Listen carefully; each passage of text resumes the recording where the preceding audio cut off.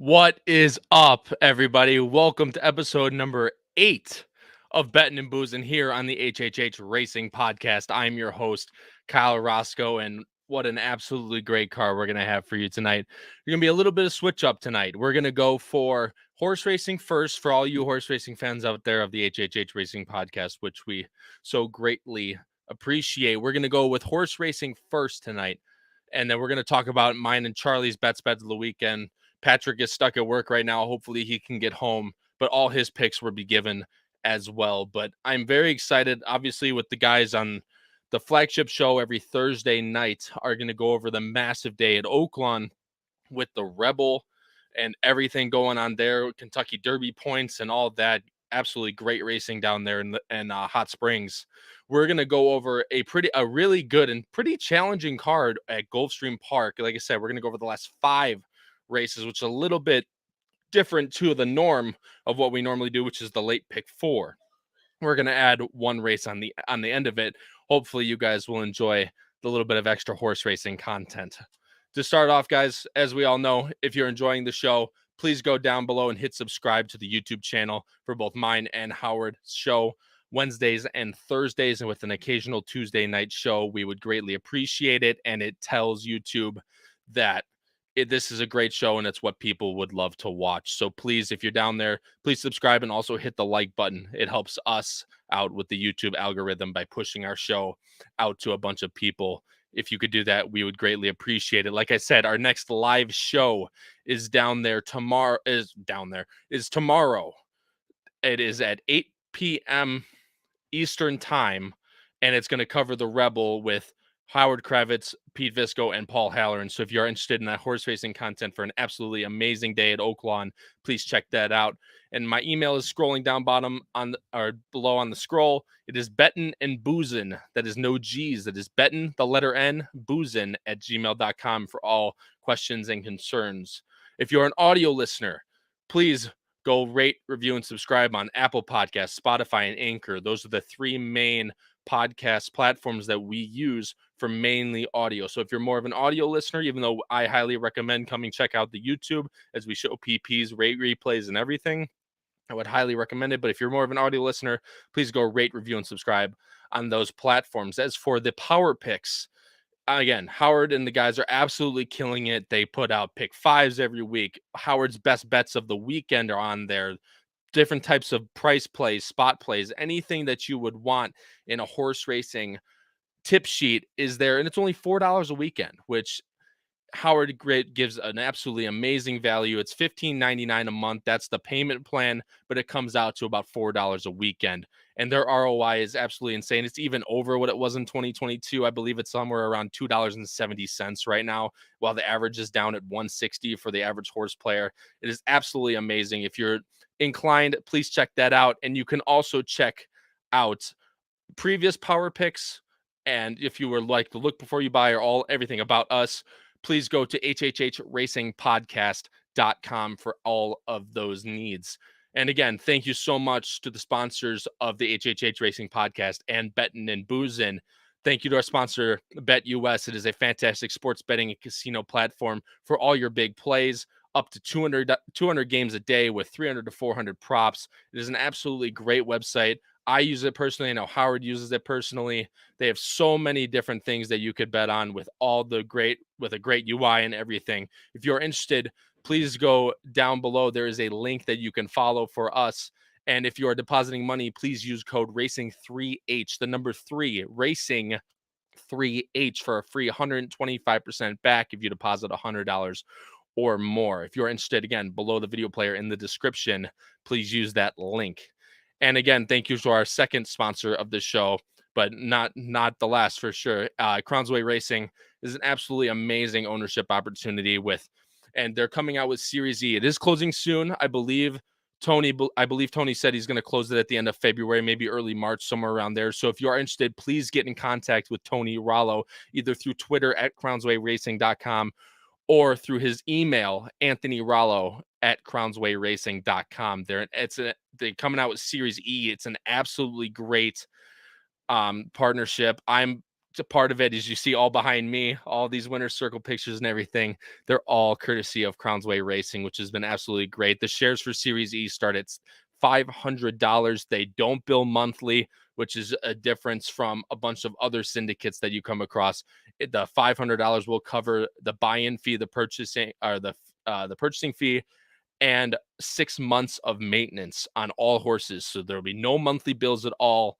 You get paddock. I've been, like I said, in the winner's circle pictures, I've been in the paddock in the winner's circle. You get that access with these horses.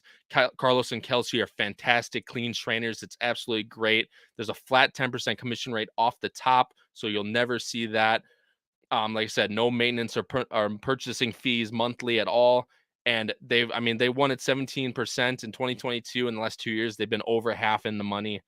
Like I said, I can't speak highly enough of them, as not only for them being a sponsor of this show, but I personally am a patron, I guess you could say. I am a partner. So I would highly recommend it. Again, if you're interested, please DM them at Crown's Way Racing on Twitter, or email Anthony Rollo with 2 L's, Anthony Rollo at crownswayracing.com. And before I bring Charlie on to go over this pick 5, let's go over some great comments. Michael Austin, Horse, thanks so much for joining the chat. Greatly appreciate it. Jim, enter the handicapping contest Sunday in Gulfstream. I will be in that contest, Jim. So you'll see, hopefully we'll be both at the top of the leaderboard and we'll get in with each other. So, but I will be in that as well. And hey, I'm going to have to pick big prices because those types of contests, granted, I'm more inclined to play the live money contest as Howard is, but I'm going to start because I want to get to that NHC. Vegas is going to be an absolute blast, whether I play in the contest or not, but I will be there. So take a look out for me, Jim, and I'll look out for you as well. And again, thank you, Howard. This is another big thing I wanted to touch on. Thank you. I appreciate it. They will have a live show for the Saudi Cup card starting at 5 p.m. Eastern. If you're any at all interested in the Saudi Cup card, please tune into that show with Howard and Davey Lane. Davey Lane's an excellent handicapper or punter from the UK who's going to know everything, or is going to know all about the UK horses going over there. It's going to be an absolutely great informative show, as it always is with Davey. So Howard, thanks so much again. That is before the 8 p.m. Eastern show at 5 p.m. Eastern tomorrow. So you get a double dose of Mr. Kravitz if you guys are inclined. Please go check that out. Michael, you can't find Morning Life for Saudi. I believe it's on Equibase. Howard would have to know that. Oh, he's not out yet. Thank you. That's actually good.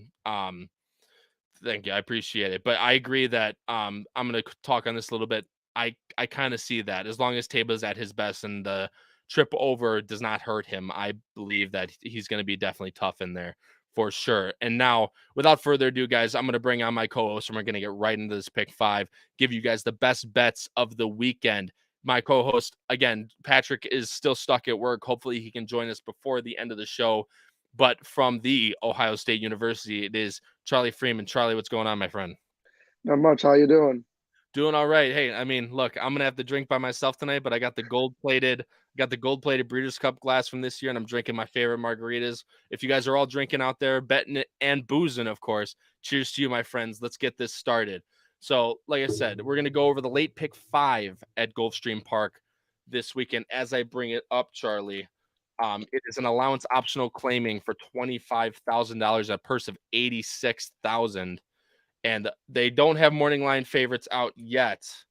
But I would assume that the morning line favorite is either going to be the number 8 Strong Quality, would be my guess. As I bring up your picks, Charlie, I believe we might have the same horse. Oh no, actually me and Patrick do. You are going with the 8 Strong Quality. And as I bring up the PPs here, talk about why you like Strong Quality. Yeah, so I mean, obviously, the question that I have for Strong Quality is the fact that we're going on the turf, and this is a dirt horse. So I mean, obviously, there is that concern, but I mean, it was an expensive horse. Got Javier Castellano on it. Mark Cassidy is the trainer, obviously a great duo. And what I like about this horse, honestly, is the consistency.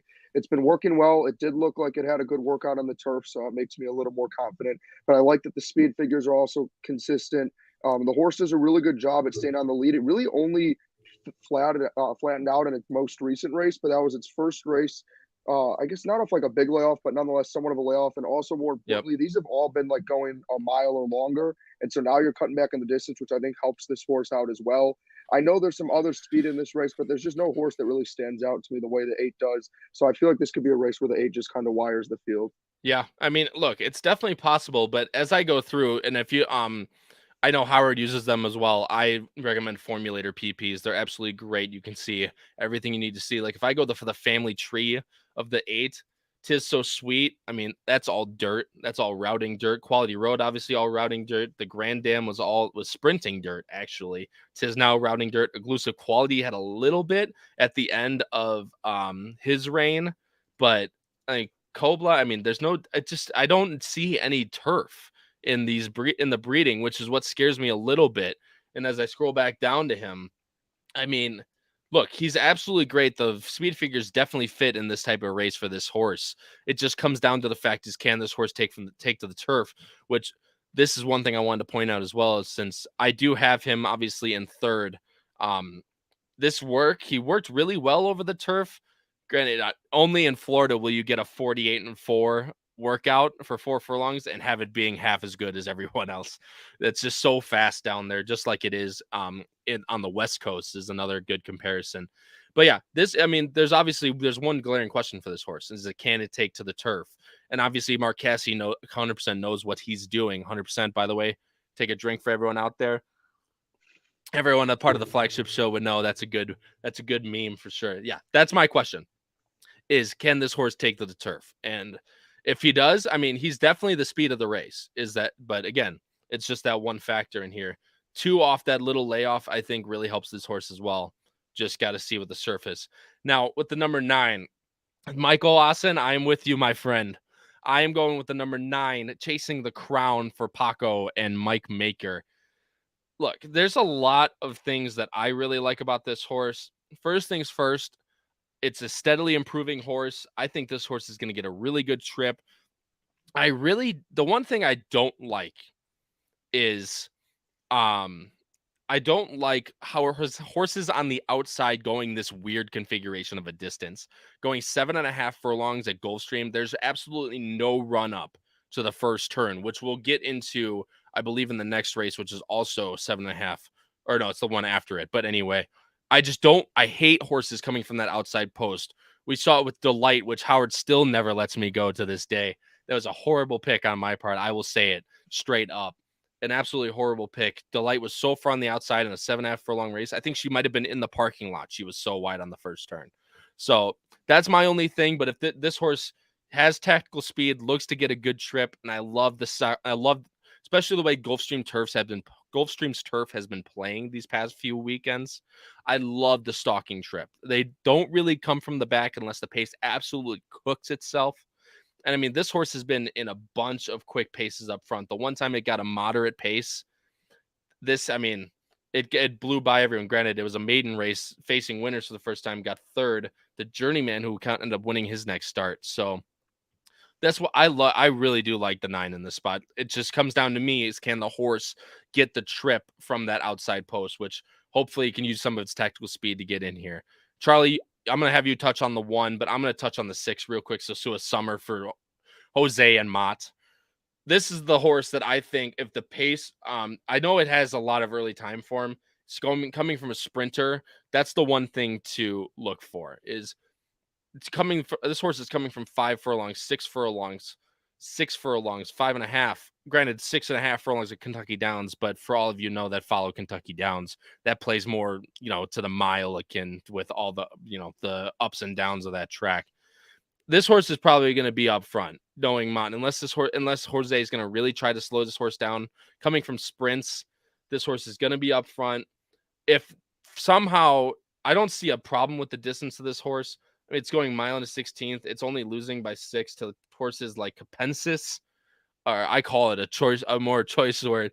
I call it without the S, but as I do with my friends. But that's my thing is that this horse is going to get out to the front. If somehow there's no pace interjected, this could be the horse that gets that right trip, which is my one thing. I agree that I think the pace will be hot, as I see in the chat over there, but it just comes down to we say it all the time. I say it all the time. And then all of a sudden, this 6 is just going to go out to the lead by himself. I think this horse could be the best speed. And that's where I'm thinking. I see a lot of addition in the 5. Look, the thing with, again, it's James Toner. So many people won't know who James Toner is, but he's been winning at a pretty decent amount, especially this Gulfstream meet. You can see he's winning at 20%. Granted, small sample size of 15. This horse has really good works on the dirt the turf these last 2. Bouncing back off a year, almost a year and a half layoff between these 2 starts. Second off could be a lot better. It's just I don't know if this horse is going to be on the win end. I think this horse might be able, if the pace gets hot, could clunk up if he's not too fast enough. So that's my only thing. And this is a good one, Chris Alone. Thanks so much for joining the show. Turner won today, second off the layoff. It's just a matter of, this is such a long layoff. The numbers just aren't there for this horse. But if this horse can improve, I don't see why this horse can get clunk up for third. And that's the way I see it. If he wins, he'll beat me. But again, for all those, that could be an interesting one to check on. Charlie, touch on the 1, which is Call Kurt, before we move on to the next race. Yeah, so basically, I did want to touch on for a second with the 9. I was honestly flipping back and forth between the 8 and the 9. For me, it's a 2-horse race. Even though I sometimes get concerned when horses run out of gas, as you kind of explained to some of our viewers on other episodes, when you see those red figures, it means that it was a hot pace. And so I think that was something the 9 kind of fell victim to a ton in its past, was just crazy hot paces. So that's why I'm not concerned about it. But then, yeah, for the 1, I like consistency in these kind of races. I think Antonio Sano's a very underrated trainer. Yep. He does well here at Gulfstream. Same with Edgar Zayas as a jockey. I like the combination together. What I just kind of like about this horse is it sort of consistently, even when the pace has gotten hot, has done a good job of just sitting right off those leaders. And sometimes it gets the job done, sometimes it doesn't. But for me, I think it does. I think it's more meant for the turf. I think this is a horse that could sit right off that hot pace and stay close enough where it doesn't really need to work hard to get there. I don't think it will get there, but I certainly think it's a horse that'll be at a better price than if you try to pick one of the 8 or 9 with someone that you could put under in an exacta. I think this is a really good race for the 1. Yeah. Look, especially from the rail at these 7.5 furlong distances, I think the closer you get to the rail, I don't know the exact stats, but I'm sure the closer you get to the rail, the better that these horses fare, as I touched on. This horse can tuck in right behind the speed. I'm hoping the 9 is going to be that horse to sit next to a horse like this. But obviously that's going to have to be down to if the horse can work out its own trip. But hey, there's no reason these numbers fit. Granted, a little slow compared to horses like the 9, who's around 92s. The 9, I just like the 9's upside, frankly. That's just what it comes down to. Only 4 races under Maker. And second off a long layoff. I like the 9 the most. I'm going 9-6-8 in this spot. Charlie's going 8-9-1. And for those of you that like to follow Patrick, he's going 9-8. And the 10 Hoku, who again, very lightly raced for one of Crownsway's own, Kelsey Danner. So again, this horse could greatly improve. Granted, threw a little bit of a dud first time against winners, but this horse, I don't know if this horse wanted nothing to do with the lead. Granted, 1.5 miles also trotting back to that mile distance. That horse can definitely be another one that could clunk up. I could see at least going into it. And as I bring up the next race, we are actually all in agreement for this next one. Going with, I believe that is Candyman Rocket, which if I was with Howard, I could not say that for the life of me. But Charlie, I'm going to let you talk about Candyman Rocket first for Mott and Alvarado. Yeah, so Candyman Rocket is just another one that's looked great. Obviously had a huge layoff, hadn't run since what now would be a little over a year. First race back already, to have a 94 speed figure in that type of race and be able to be, just sitting on the lead and then be able to be ridden out and again, working really well. Love William Mott. Jose Alvarado does well with this horse. I think the distance will be good for the horse. Hasn't struggled with it in the past. Speed figures are great. I think this one can get right to the lead. I don't think it'll have much trouble. And I think whether it actually does get to the front or maybe some horse that'll gas out just happens to be able to get right in front of it, I think this horse really shouldn't struggle. I couldn't get myself to single it. I decided to put in some extra stuff just because I think a pick 5 is so difficult to hit as is. But I really do like everything about this horse. I think it's dealt with, again, you can see with the red figures, it's dealt with some hot paces before and still found a way to win. So the fact that there is other horses in this race that can provide speed doesn't really scare me. I just think that early speed also figure of 116 from time form is just incredible. I really do think this horse is in a great spot. Yeah, I really do. And like I said, I love especially on this Gulfstream, you'll find out a lot of my preferences in these races. I love horses that draw to the outside in these types of races on the sprint. I think Candyman Rocket's going to keep kept in the clear. He's going to show his tactical speed. This is not a need the lead type by absolutely any means. I think this horse is improving. Again, look at this. This is what I like to see, and why I think his mod is so good. Is look at this horse's tab. May 9th of 21 runs a second to Beren on May 9th of 21. It comes back February 5th of 22, wins a 62 over Artemis City Limits, who's run really well since. And then he comes back in January of 23, continues to improve, wins easily. Granted, not so much anyone. As I click on the graph, you can see next buyer figures out, Pacos Pico got an 84, and Absolute Grit actually improved to a 93. So these horses are still improving that this horse faced, and he did it super easily. I think second off the layup is really going to help this horse, and I think this horse is going to be really live on Saturday, which, as you'll see in my ticket later, I did think he was very live. Charlie, I'm going to let you talk about the two who I have in third. This horse, I could not decide what to do with this horse. It's Super Ocho for Amador Sanchez and Misael Jaramillo. Yeah, this was another one where I also didn't really know what to do with it. I mean, the works are kind of ridiculous. I know you mentioned that they're fast in California, but still, for me, to have a 48, a 48, a 47, and then a 59. I mean, you can see, though, with the numbers first, second, fifth, like it's having some of the fastest work. So clearly this horse can go. I mean, the speed figures again are consistent and ridiculous. Even when it gets that fast, though, again, it's still, you see it's going gate to wire and it's running away. I mean, this will probably be the horse that gets to the front for me. I mean, it's absurdly fast. Yeah. Again, I just couldn't put it over the 7. I mean, for me, I really do think this is a strong horse. I would not be surprised if the 2 won this race. Again, for me, this was another one that felt more like a 2-horse race. I just put in other horses to be safe. But yeah, no, this is a horse that's really impressed me. Again, I'm not much of a speed horse person personally. I'm much more of a closer kind of guy or stalker, but it's also more so for long distance. So when it is a race that is kind of at like that, I'd say like 6 and shorter, when you find a horse like this, it's just hard to ignore and not give credit to. I mean, it's just looked incredible lately. I mean, look, there's absolutely nothing to shy away from a 96, 92, 92, 93 in its last 4 starts. With the Santa Anita Sprint Cup Championship in there, the Breeders' Cup Sprint, obviously that was an extremely tough race with Jackie's Warrior Elite Power in that spot. But look, and then he comes back to Delta Downs twice. Granted, loses one of them to Empire of Gold, but then comes back, destroys the field in that 30K, and then comes back to run in this spot. There's just what I want to talk about here. Why I really like Candyman Rocket in this spot, because Candyman Rocket is not, it's a lot tougher spot, as Howard pointed out in the chat, but he's not a need the lead type. And in a race like this, where you're going to have the 2-horse who's obscenely fast out of the gate, you have the 5 who's obscenely fast out of the gate, and the 6 is absolutely have to go in this spot, where you have 3 horses that draw to the, like, let's say if Candyman Rocco was drawn to the inside of these horses, I would like him less. But the fact that he's drawn to the outside, which is the outside post, which is the 7 hole in this race, I love Candyman Rocket even more. And granted, again, I could say all this stuff and then the pace just could not develop. And like everyone loves Uncle Ernie in the chat, if he just gets loose on the turn back from 7 to 6, I mean, it could be over. But I'm banking on that these horses that need to go in this spot, which is the 2 might not need to go, but the 5 and the 6 definitely need to go. And the 2, I think the 2's fast enough, especially from the inside draw. The 2 will go as well. I'm hoping for a hot pace, and I hope Candyman Rocket's going to be the first one to get the jump on everybody for this race. And I'm going to touch on the last one that I want to do. Like I said, Lightning Larry. I know you have him in third. But again, this horse, a little light on the speed figures compared to everybody, but that horse is going to have to go. The other one that I really liked, that I liked, was Scaramouche.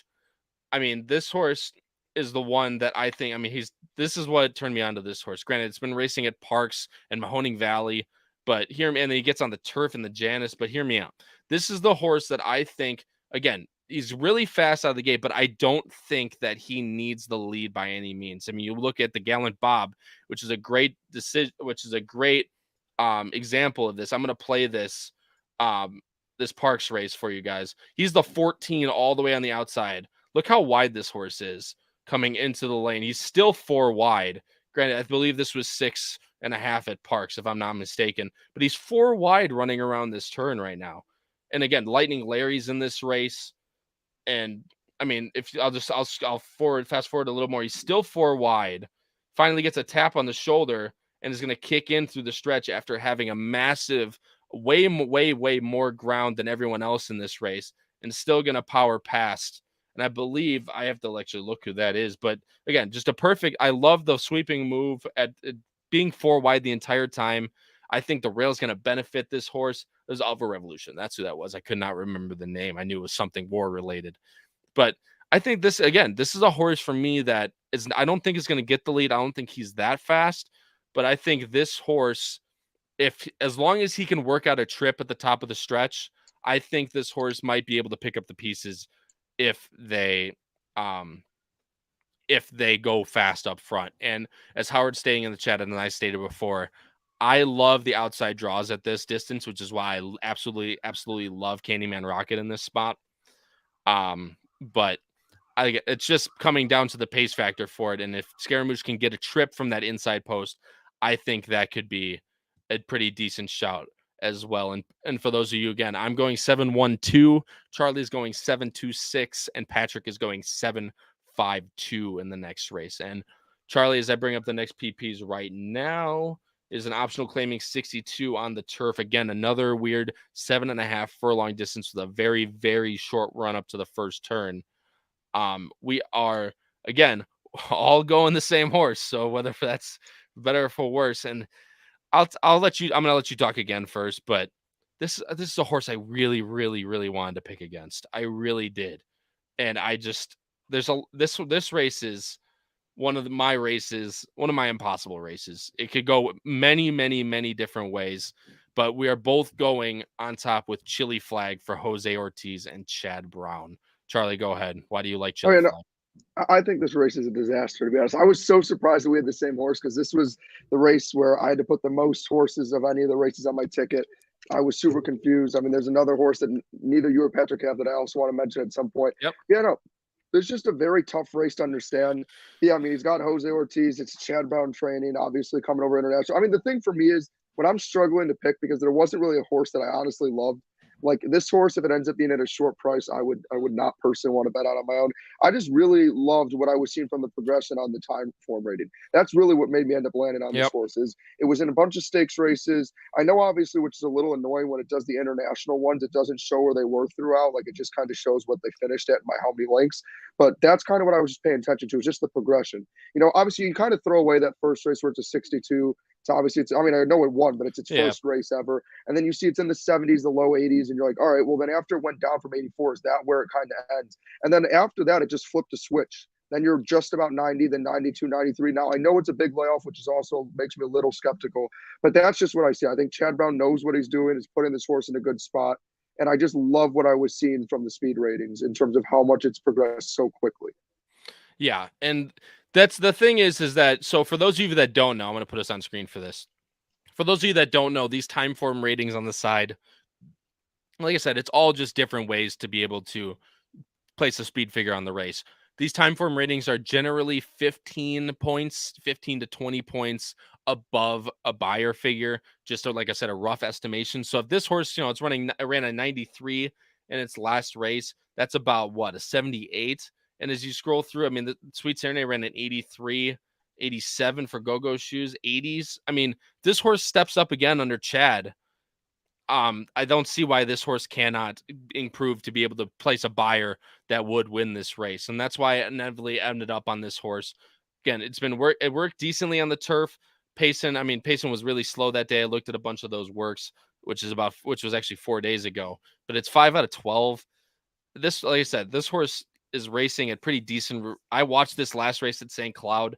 The horse looked really good at the top of the stretch and just didn't have the juice at the end to be able to get it home. Again, it was 30-1 that day on a softer track at St. Cloud, but it was going left hand, so that doesn't scare me. I know that scares some people when they come over from Europe, that they only race right hand circuits and then they come to the left hand tracks. That is obviously in the US. I know that scares some people, but the cutback from one, I mean, a little bit, not really. It's going 2 turns, but I love the post. It drew the 7. Again, going the 7.5, I think post is a massive difference, which is what I'm going to talk about with this comment, Matt. I just don't like this horse coming over here for the first time, going, doing stuff for the first time and then drawing massively all the way on the outside. If this horse can't tuck in, like I think it's like just before the finish line is the run up to the first turn.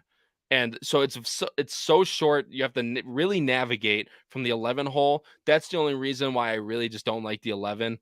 And obviously I know Chad Browns are going to be a short price. They always will be, especially with Castellano and Peter Brandt. I just don't like the post. If this horse would have drew inside, it definitely would have been more of a looker for me.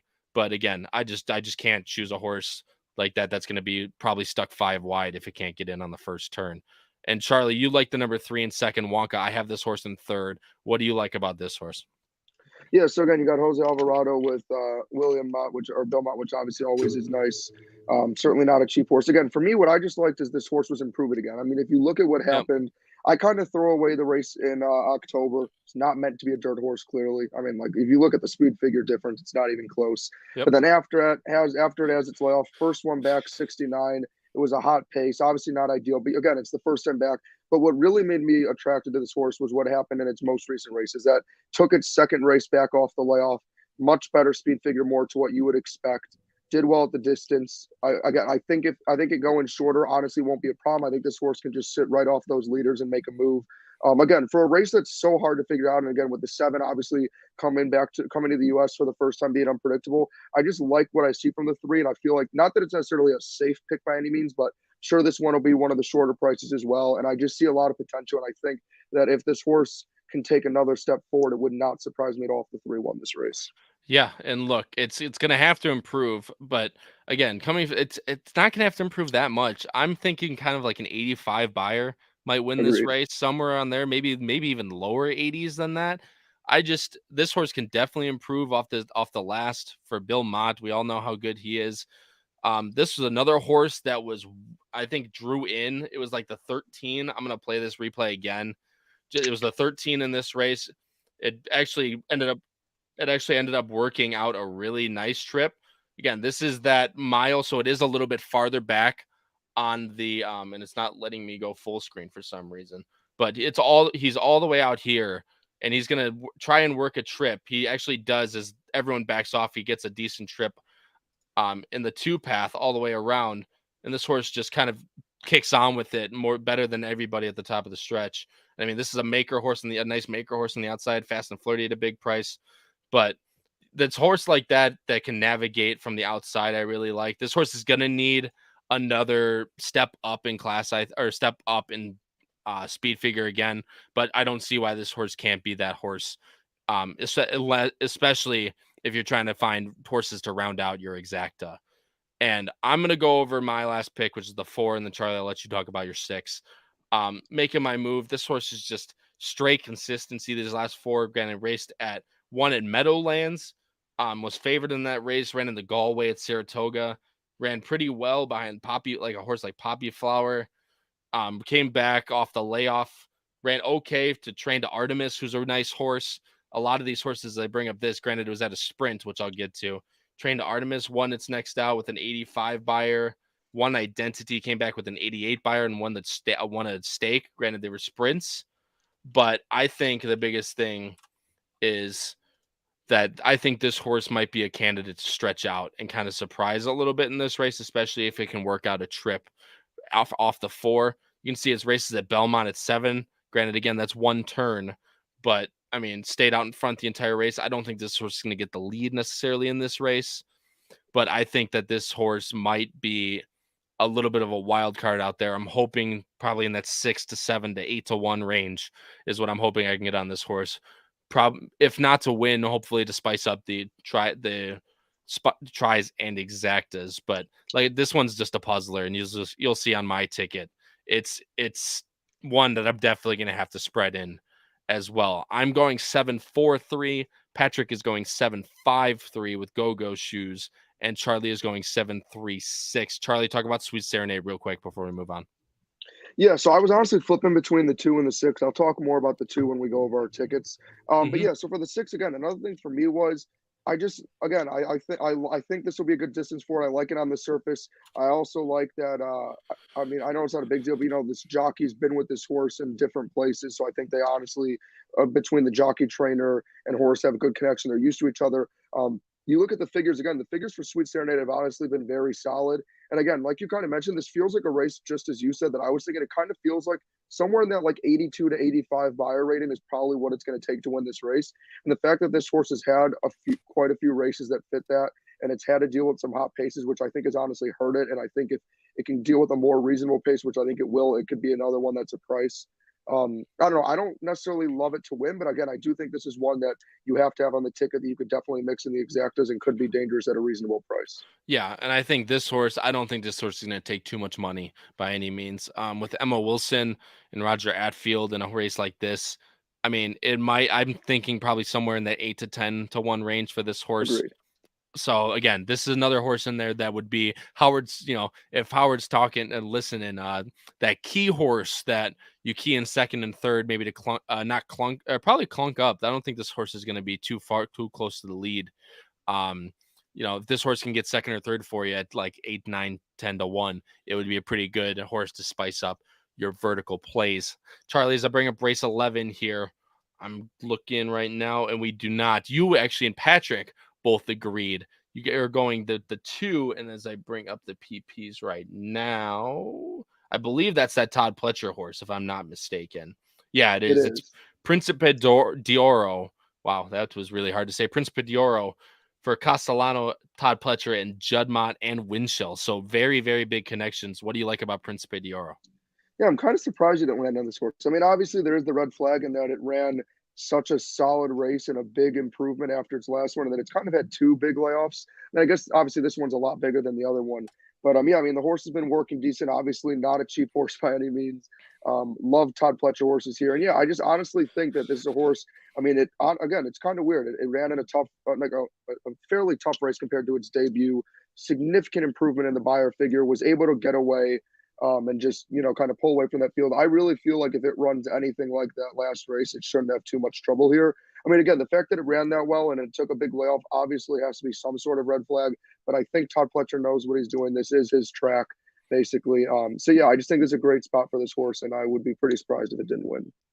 Yeah, and the one thing with me is on this horse, granted, it's high profile connections. You're getting Pletcher, Juddmonte, and Winchell.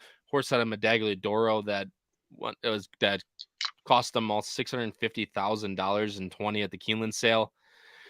This horse is just gonna have to navigate the layoff. That's just plain and simple. This horse has been off since April of 2022. It's been off for 10 months.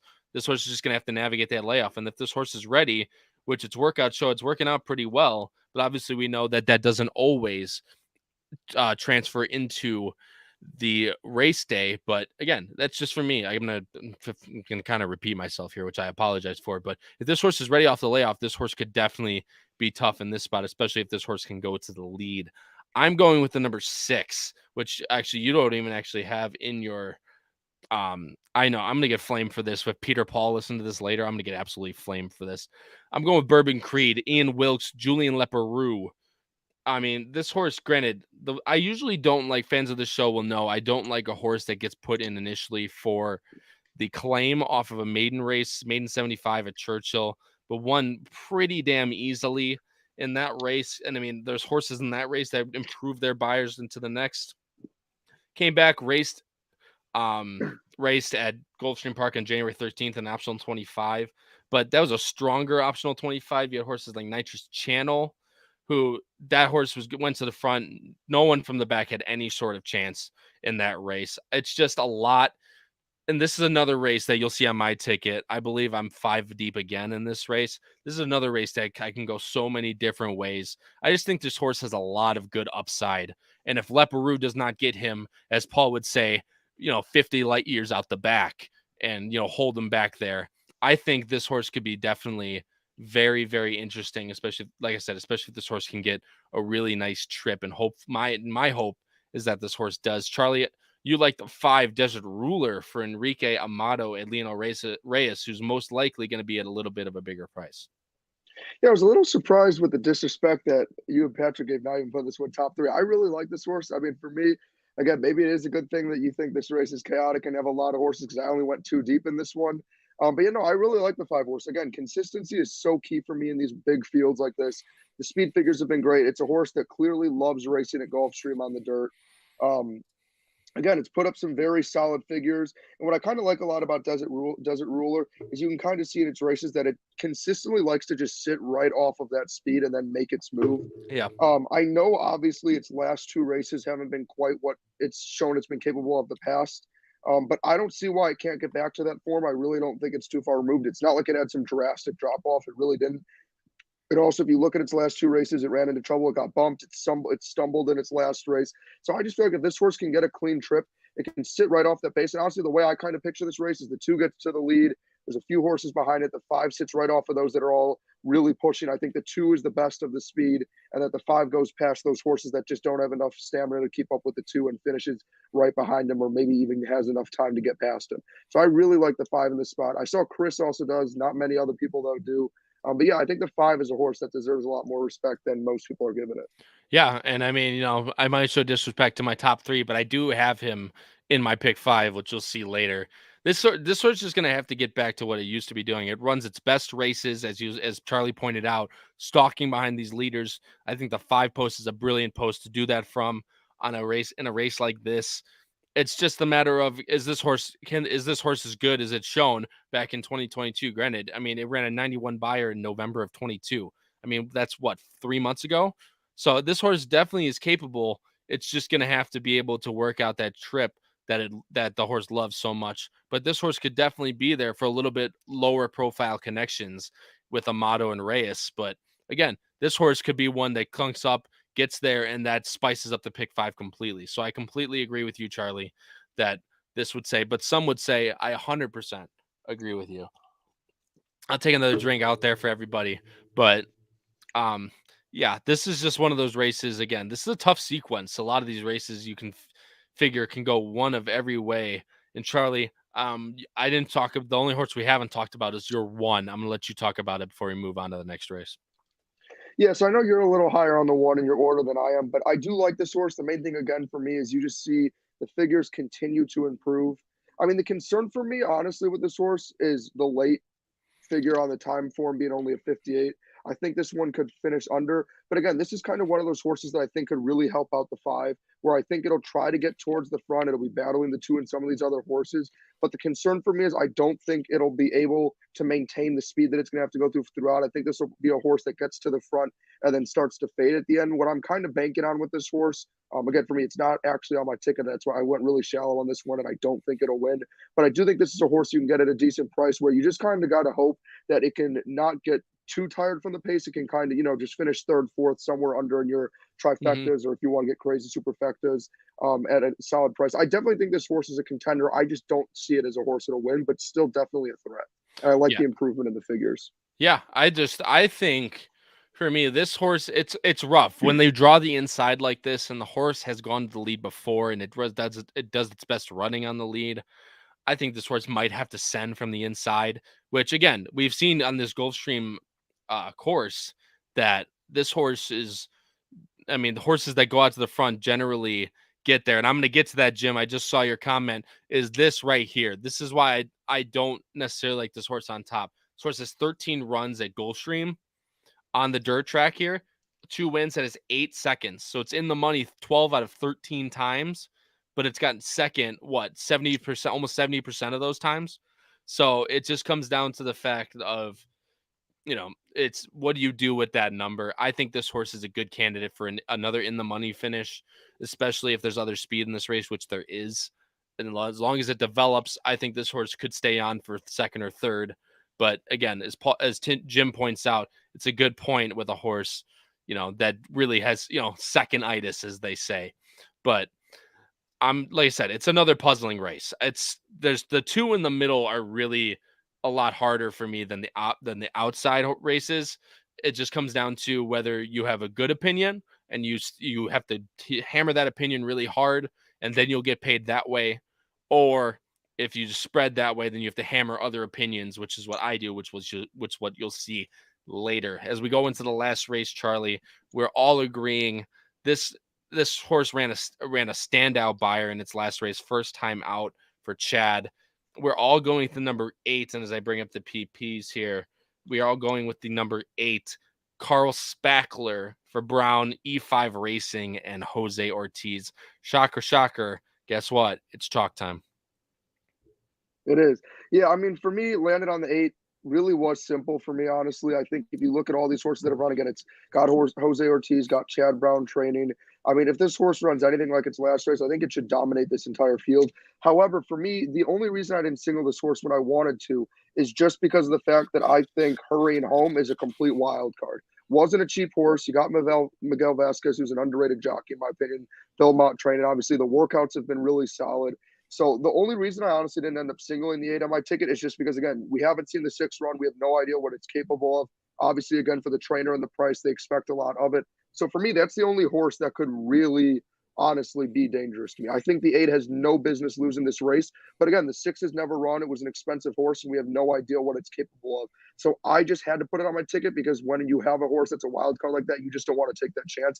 And it would not surprise me in the slightest if the 6 ends up being an unbelievable horse and wins this race. Yeah, and look, it could be. I mean, it's out of Uncle Mo, which is a question for me why they're throwing this horse on the turf out of Uncle Mo.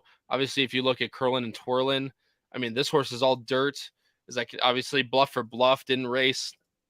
Playa Maya was a good turf horse, ran its 3 best races and 3 best buyers on turf, but that's really it. Indian Charlie obviously and Uncle Mo obviously didn't. So it's just going to be I'm interested to see why Bill Mott is throwing this horse on the turf. But the other thing to check about is, and I do know that, Matt, I'm going to get to it when I start talking about Carl Spackler. I do know that. But obviously, as a golfer at heart, I have to know my Caddyshack references when I see them. But the only thing that people that follow horse racing, especially that follow the flagship show, Howard's talked about this a lot. Pete and Paul have both talked about this a lot as well. Mott is not a guy that's known for cranking up his first-time starters. And I'm going to put his full screen for this. He's not a guy to have them necessarily cranked up. Like a guy like Wesley Ward will most likely always have them cranked up, which, again, shout out to, Charlie out there with a Wesley Ward reference. But like just to go over a few stats of him first time out, it's with Bill Ma with a sample size of 402. He's a 11% first time winner. With first time routers going 2 turns, he's out of 188 sample size. He's only winning at 7%. With first time turfers, he's only winning at 9% of a 152 sample size.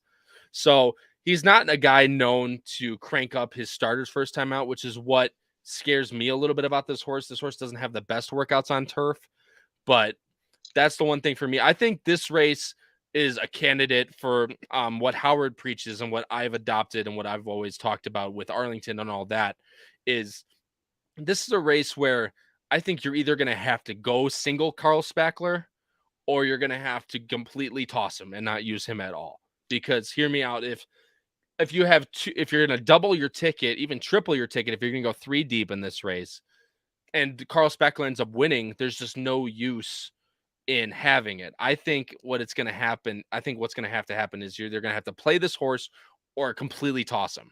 And that's the value play. And you can single him on some of your tickets. Like I showed Chris Alone's comment, you single him on 80% and you go with someone else on a backup ticket or something like that.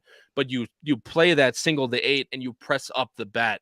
That's where I think you can get value from a horse like this that will probably be close to even money in this spot for Brown. It's just, like I said, it just comes down to what you're comfortable with, but that's what I would suggest in playing a race like this.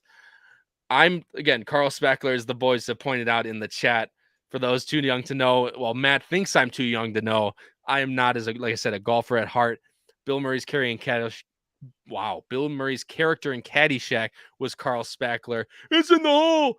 But I absolutely love that movie. What an absolute gem of a guy Bill Murray is, as always. Obviously a Chicago Cubs fan, but He actually has, for those of you that don't know, by O'Hare, he actually opened up a restaurant called Caddy Shack. It's Bill Murray's Caddy Shack. It's absolutely cool. They have all the memorabilia and stuff like that in there. It's super cool. But I just think, I mean, this horse, I watched the replay. If you go back to yourself, this horse ran an absolutely winning race last time, beat a good horse in Fort Wilderness. Lost to Farbridge, who got him, nibbed him at the wire, just came up after battling the entire time with Fort Wilderness. So, and he was 6 clear of him, who was 6 clear of everybody else. I think this horse is going to be really tough in this spot if he can get to the lead. I love the outside draw. As long as he can get up to the side of the leader or just off, I think this horse is going to be really, really tough to beat in this spot. Charlie, you have Hurrying Home, and then you have Gotta Like Him, who I actually have in second. This is for D'Angelo and Castellano, and so not a stable. Yeah, I mean, honestly, I was just trying to throw a third horse in there. You got to have 3. I think Matt's not entirely wrong with this Stone Cold Single. Again, completely can see it.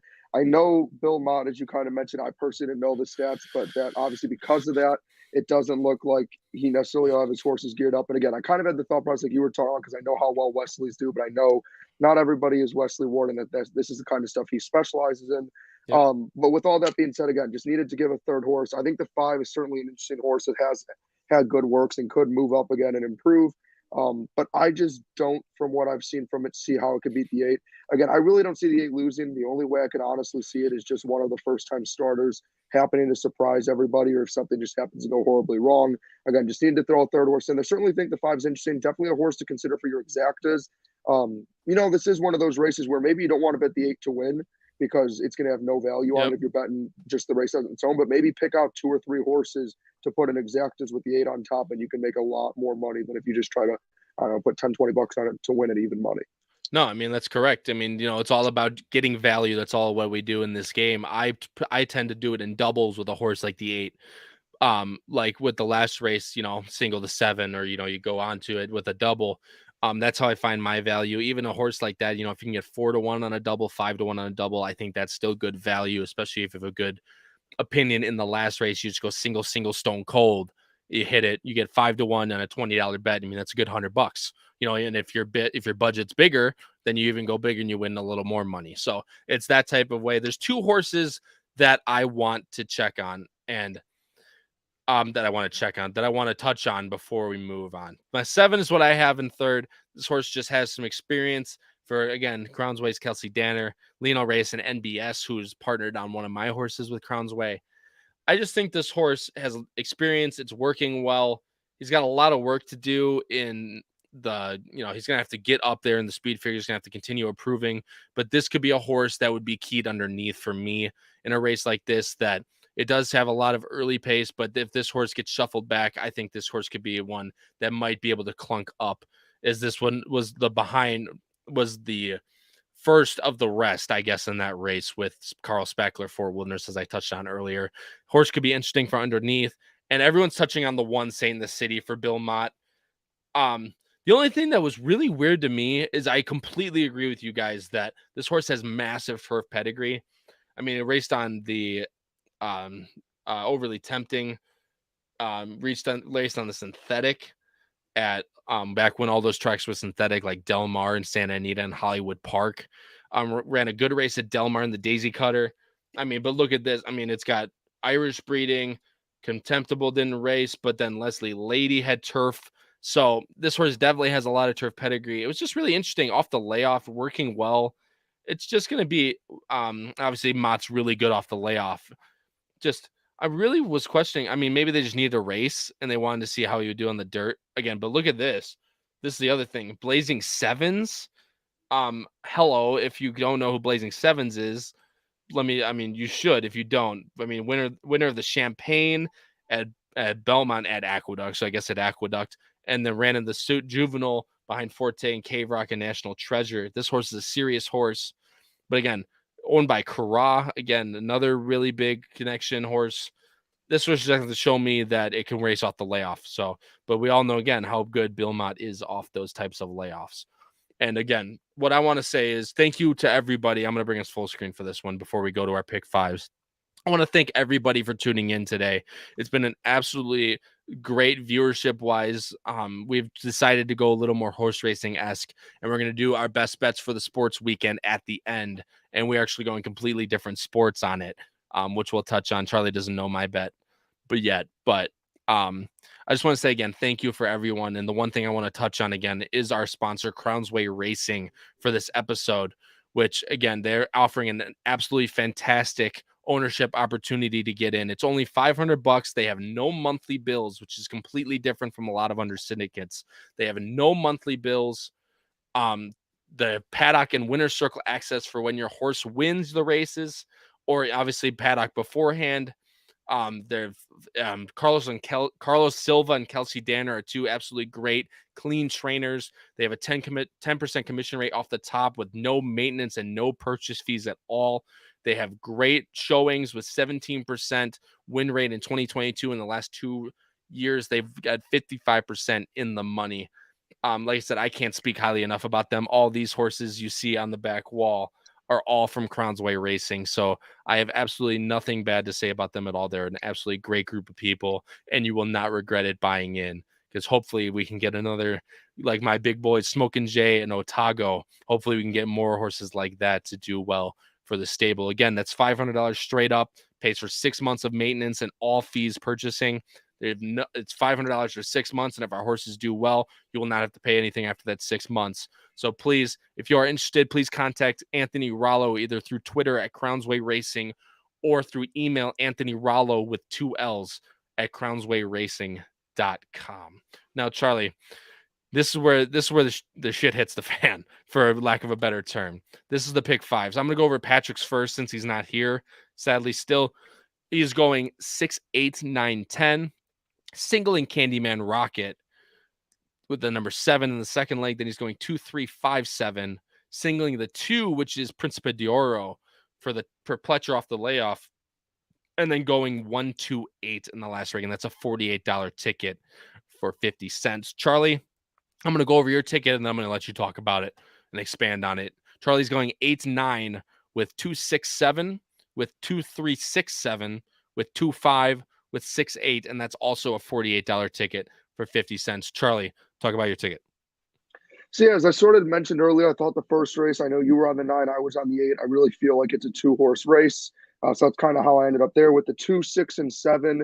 Then in the next race, I know we kind of hit on it that we were all over Candyman, and I think Super Ocho with its speed can be dangerous. And the reason why I still like the 6 with Lightning Larry is I know it's not the fastest horse by any means, and then it needs to get to the front, but it is definitely like a one of the horses for horses, I think it is. Yep. Where if you look at that horse, whenever it runs 6 furlongs on the dirt at Gulfstream, it has its best speed figures. So I like that, or buyer figures. So I like that for this horse. Then next race, 2, 3, 6, 7. I know we all have the same top pick, but I think this race is a disaster. I think there's so many horses that could win. But I was trying to stick around $50, so that's why I ended up with 4 horses there. Then with the 2 and the 5, again, I feel like it's a 2-horse race. I really do feel like the 2 should end up winning it. But again, I think the 5 could be a price and is underrated, so that's why I put it in there. And then the last race, really wanted to single the 8, but I just didn't want to risk. I'm not saying I'll get through the first 4, but should I do so, I don't want to risk passing on what I still think could be a promising first-time starter. So I had to put them together, and yeah, that's how I ended up on my $48 ticket. I mean, look, absolutely. And the one thing that I always say, and I know you're a big believer in, obviously as well, with if you're on a limited budget, I play what you're comfortable with. If you want to expound on this ticket, play a bigger ticket.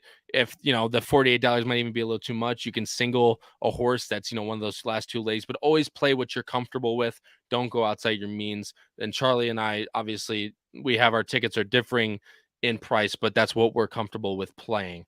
But I'm going with a $75 ticket. I'm going 6, 8, 9 with 1, 7, with 3, 4, 5, 6, 7, with 1, 2, 3, 5, 6, and I'm singling the 8, which is the Caddyshack man himself, Carl Speckler, in the last race, and that's a $75 ticket for 50 cents. Look, 6, 8, 9, those are my top 3 in the first race. The first leg, which is that 7.5, 25 optional claimer. I think the 9 and the 8, like I said, the 9, like Charlie touched on, the 9 and the 8 are going to be really tough as long as the 8 takes to the turf. But the number 6, Sosua Summer for Bill Mott and Jose Ortiz, I think could be a really big wild card as well. Hopefully you can get 5-1 on that horse. If that horse comes in, can start the pick 5 off right. In the second leg, I really wanted the single Candyman Rocket, and if I'm going to play a press-up ticket, that's what I would end up doing.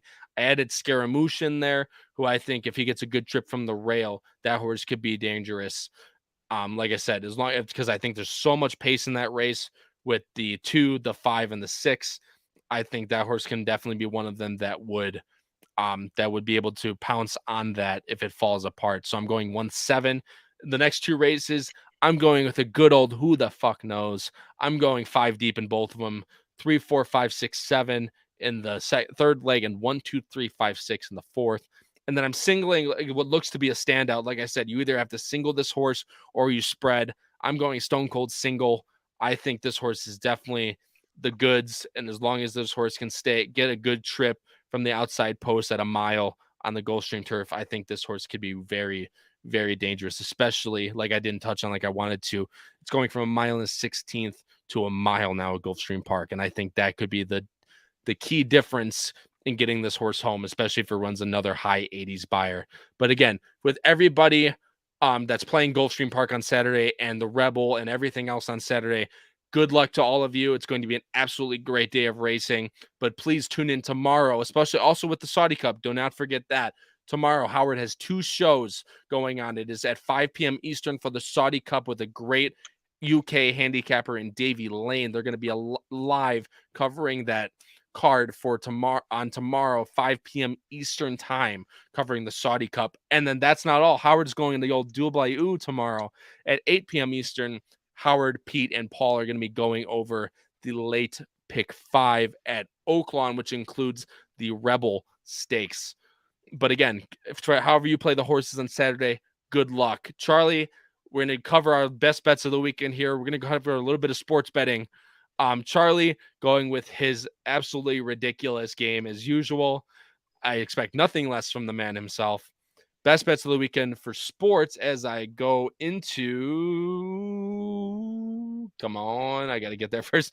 As we go into Circa for our best bets of the weekend, I'm going with a golf pick, actually, and Charlie is going with a college basketball pick. Charlie's going with North Texas -2.5 versus Charlotte. And be warned, this game is actually for tomorrow, as basketball spreads do not come out beforehand. Charlie's very, very well versed in basketball. Charlie, talk about why you love North Texas as I bring up something that I think you'll enjoy.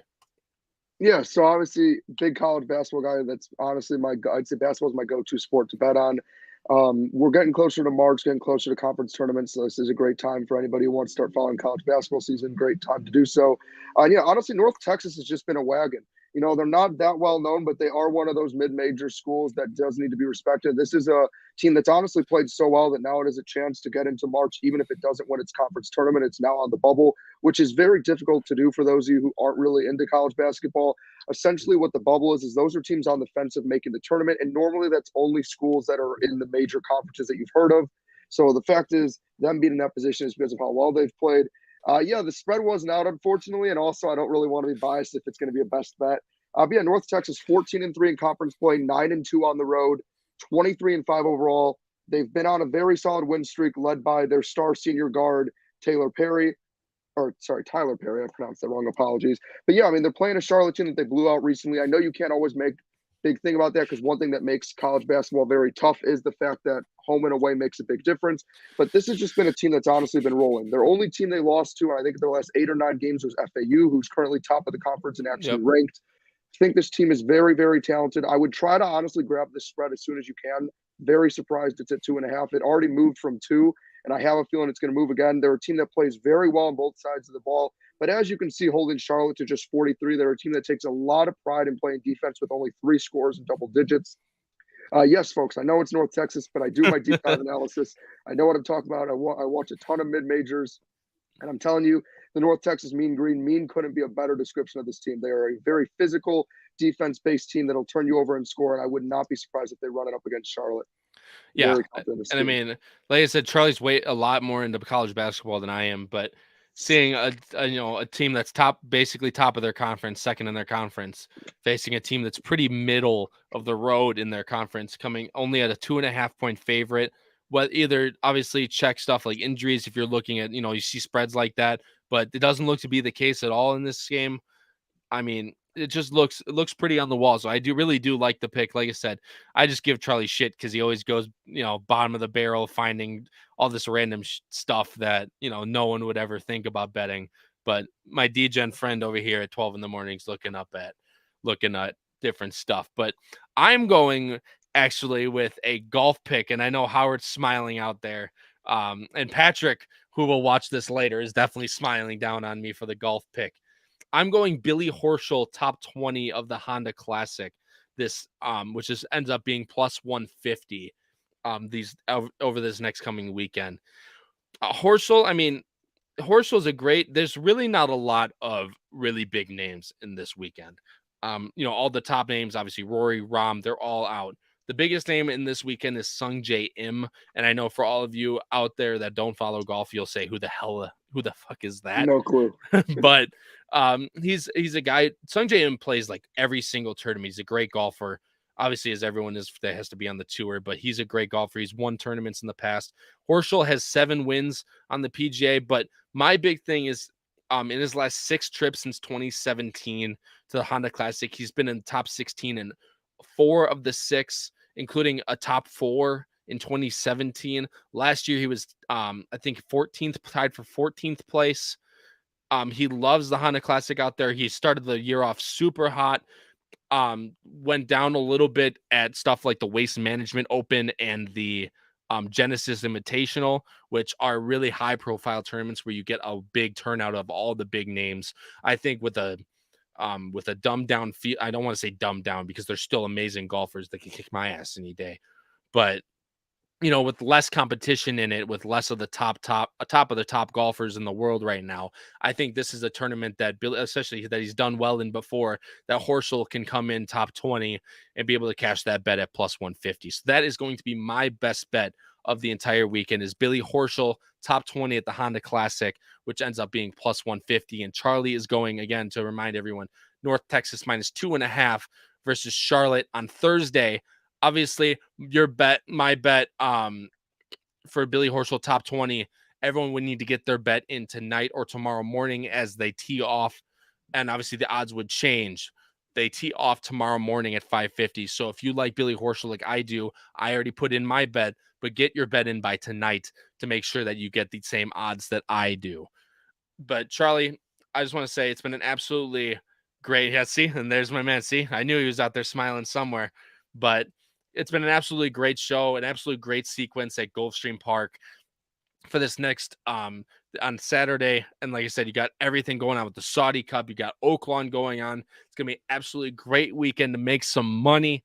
I cannot wait. I'm sure Charlie can't wait either. And please, like I said, tune in tomorrow for Howard's double show Thursday at 5 p.m. Eastern, covering the Saudi Cup, and at 8 p.m. Eastern for the normal time slot of the flagship show covering Rebel Day, the late pick 5 at Oaklawn Park. And please, again, check out Crowns Way Racing for a great ownership opportunity. For my co-host, Charlie Freeman, and my ghost co-host, Patrick Kuenzel, it's been Kyle Roscoe with episode number 8 of Bettin N Boozin. Thank you so much for everyone for watching, and have a great night.